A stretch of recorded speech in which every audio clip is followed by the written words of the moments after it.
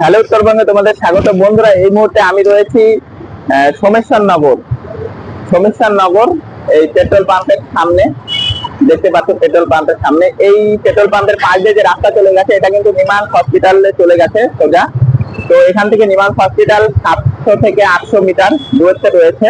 তো এখানে প্রধান যে সমস্যা সেটি হলো খাবার দাবারের, বাঙালি খাবারের সমস্যা।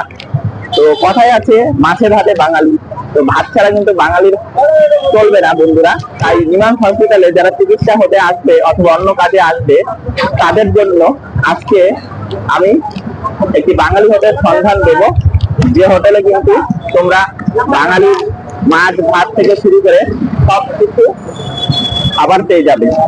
তো চলো ভিডিওটি সম্পূর্ণ দেখো। আজকের ভিডিওতে তোমাদের বাঙালি হাতের হোটেলের সন্ধান দিচ্ছি। ব্যাঙ্গালোরে যারা চিকিৎসা ছাড়া অন্যান্য কাজে যে সমস্ত বাঙালিরা এসে থাকে তাদের মূল সমস্যা হলো খাওয়া দাওয়ার সমস্যা। বিশেষ করে এখানে ভাত পাওয়া যায় না, তাই এরা বাঙালি হোটেল খুঁজে থাকে। তো আজকে তোমাদের এমনই একটি বাঙালি হোটেলের সন্ধান দিব, যেটা নিমান্স হসপিটাল থেকে মাত্র 600 থেকে 700 মিটারের দূরত্বে কিন্তু এই হোটেল রয়েছে। এটি হলো সোনার বাংলা হোটেল। তো হোটেলে আসার জন্য তোমাদের এই জয়নগরের পেট্রোল পাম্প থেকে সোজা রাস্তায় ধরে আসতে হবে। সামনে মসজিদ রয়েছে এবং স্টার বিরিয়ানি, তার পাশে রয়েছে সোনার বাংলা হোটেল, যেখানে কিন্তু আমাদের বাঙালি হোটেল রয়েছে। এখানে তোমরা সমস্ত বাঙালি খাবার পেয়ে যাবে।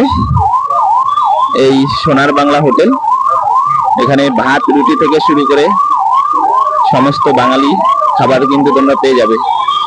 তো আমরা আজকে এই বাঙালি হোটেলে এসছি, এখানে ওনারের সাথে কথা বলে নিব। নমস্কার বৌদি, তোমাদের এখানে বাঙালি কি কি খাবার পাওয়া যায়? বাঙালি আইটেম সব পাওয়া যায়। কি কি বলুন, কি কি পাওয়া যায়?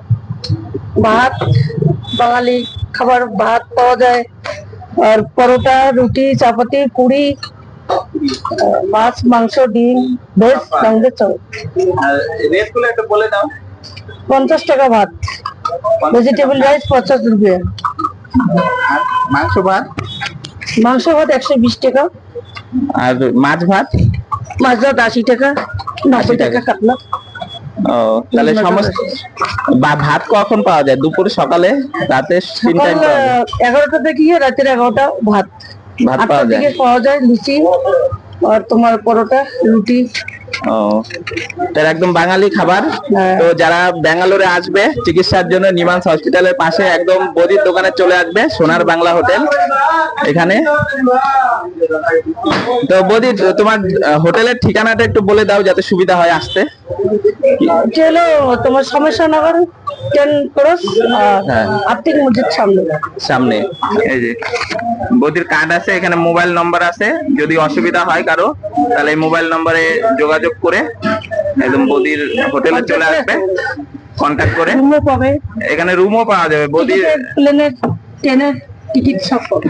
হ্যাঁ, বৌদির এখানে আসলে যোগাযোগ করলেই এখানে রুমও পাওয়া যাবে সস্তায়, আর ট্রেনের টিকিট সবই টিকিটও করে দিবে বৌদি। তো আমি এই নম্বরে দিয়ে দিব ভিডিওতে।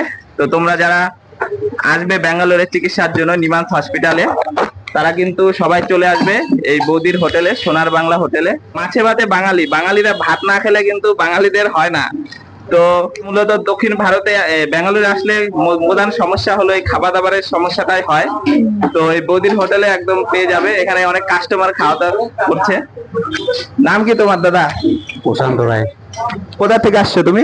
ওয়েস্ট বেঙ্গল। কোচবিহার থেকে আসছো। কতদিন ধরে ব্যাঙ্গালোরে আছো? মোটামুটি 10-15 দিন। 10-15 দিন।